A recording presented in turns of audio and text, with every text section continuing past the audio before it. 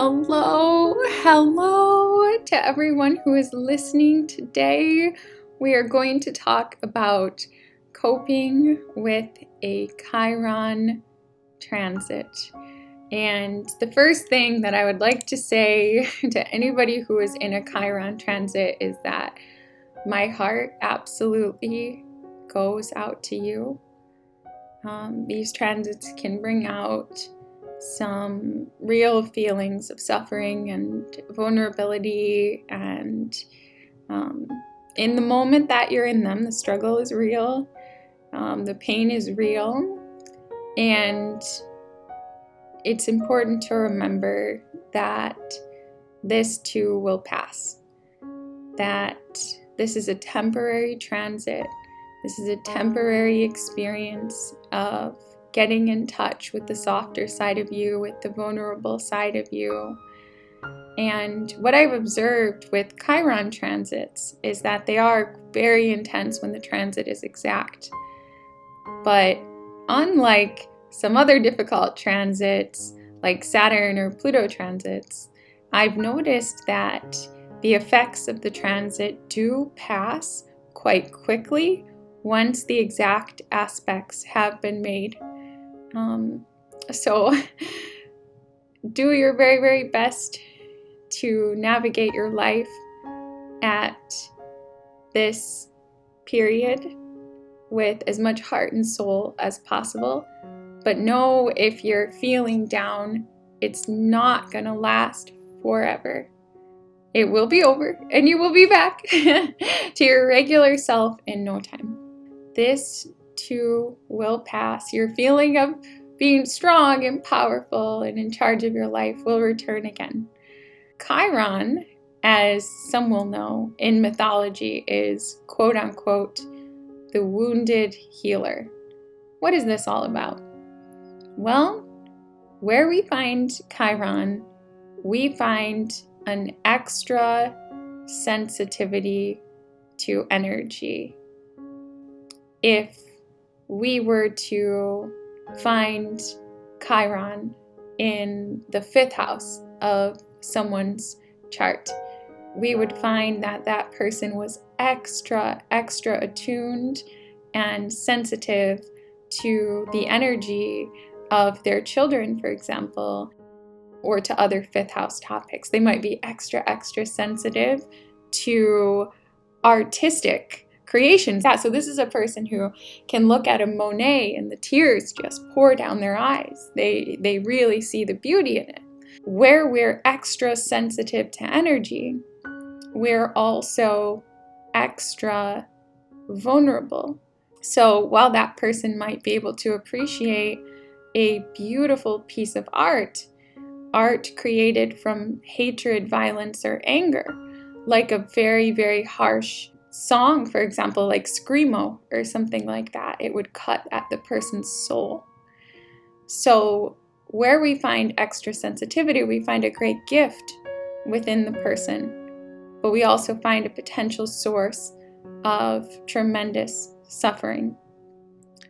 With Chiron, because we are so able to sense energy in that area of our lives, we are especially well equipped to be able to support and heal others. We've experienced that energy so intensely, so deeply since we were a little child, that when another person is struggling in that area, we know, having developed ways of coping ourselves, we know exactly how to guide, support, help, and heal that person. So I'd like to provide an example to help us better understand this. So let's say that a person has Chiron in the sign of Gemini, which has to do with kind of off-the-cuff communications, like little things that we say and ideas and fun facts and regular everyday talking amongst people. And let's say that they have it in the 7th house, which is the house of one-on-one relationships. This person is going to be extremely sensitive to the words, ideas, texts, little notes, little messages from their partner. And if their partner says that perfect little thing like, oh, you're so, you're so attractive today, with the little wink, they're gonna take that in. I mean, they are just gonna feel the love. They are really gonna feel the love. But if their partner is even a tiny bit cross or has just a little bit of frustration in their voice, even if it's not towards them, they're going to be very, very easily offended. If the partner does the Gemini thing and just says a random thing that comes to mind and doesn't really think it out, and it so happens to be hurtful, that person is going to feel it in a devastating way. On the flip side, though, although that may be the person's experience of their own Chiron, this individual with Chiron and Gemini in the 7th house would be an excellent relationship counselor. They would easily understand how both people in the relationship were influencing one another with their words and ideas, and they would be excellently suited to guide people in how to speak to their partner with love and care in everyday situations. So with Chiron, it's so important to accept that although we could potentially feel afflicted or flawed, like where we find our Chiron, we have an amazing ability to assist others. During a Chiron transit, both internal events like our thoughts and internal state of awareness and external events in the world tend to transpire in a way that can make us feel very, very vulnerable. We can go from feeling very strong and capable in that area of life, feeling very on top of things, to suddenly feeling overcome with a sense of weakness, feeling very unsure of ourselves, feeling very vulnerable, feeling very helpful, and really suffering quite a bit.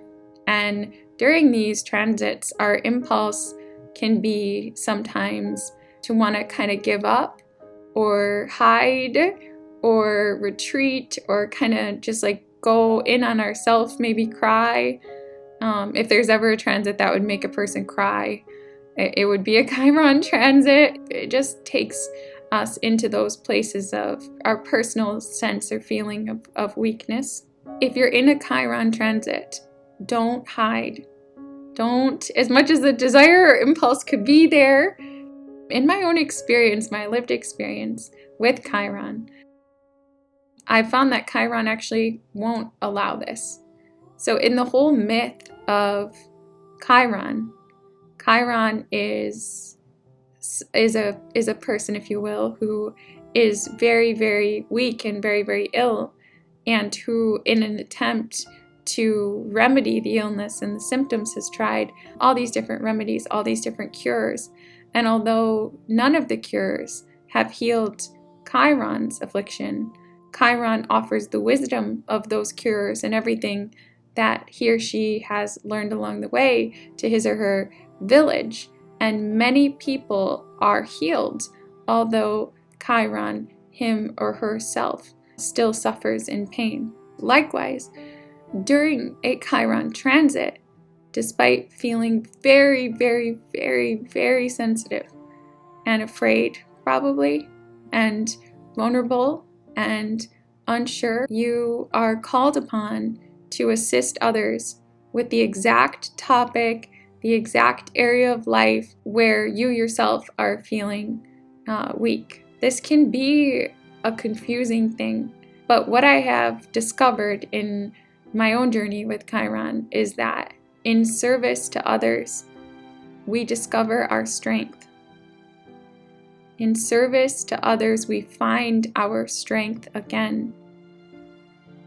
Our relief from suffering is found in the moments where we become so immersed in the experience of helping that other person that we temporarily forget our own personal plight. None of this is to say that the experience is easy or natural. These are not easy transits. But the Chiron journey is the hero's journey.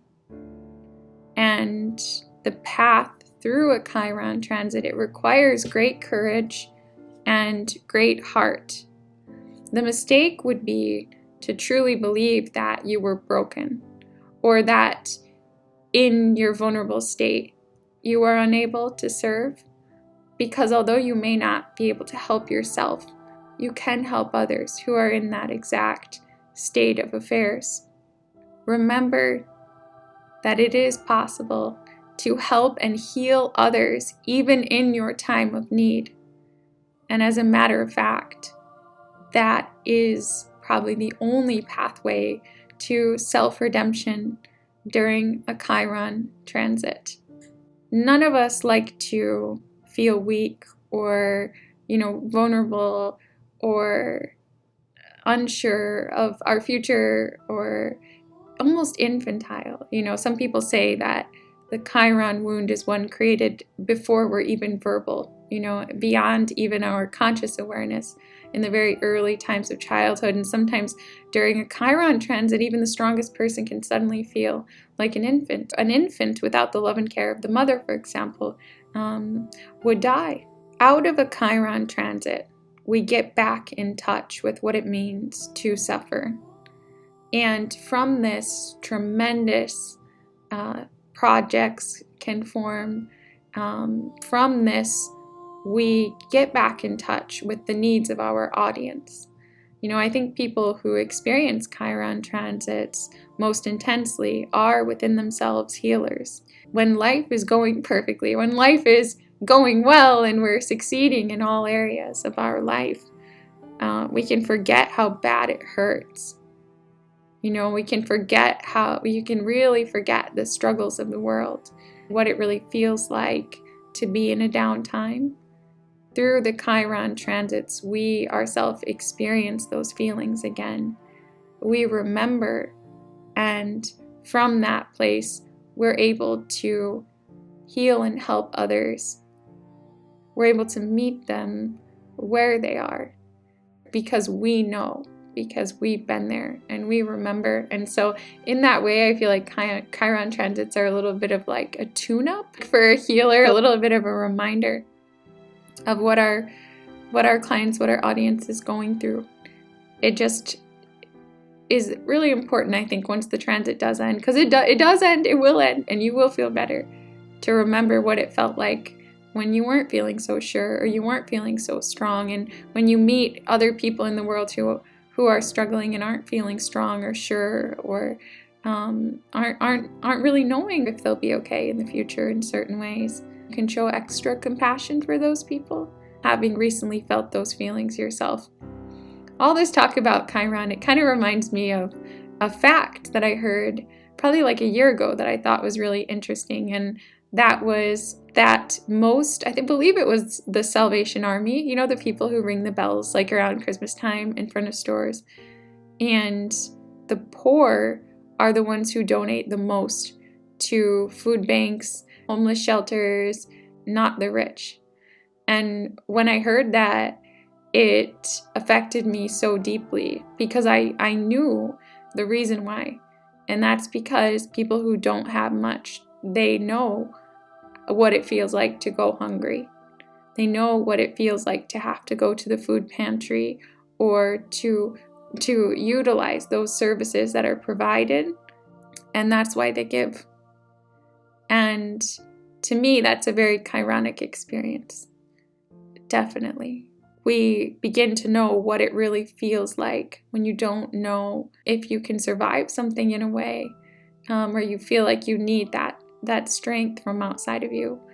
We remember those feelings during the Chiron transit, and then we're able to touch deeply. We emerge from these Chiron transits, we emerge as so much more effective in our ability to heal and help others.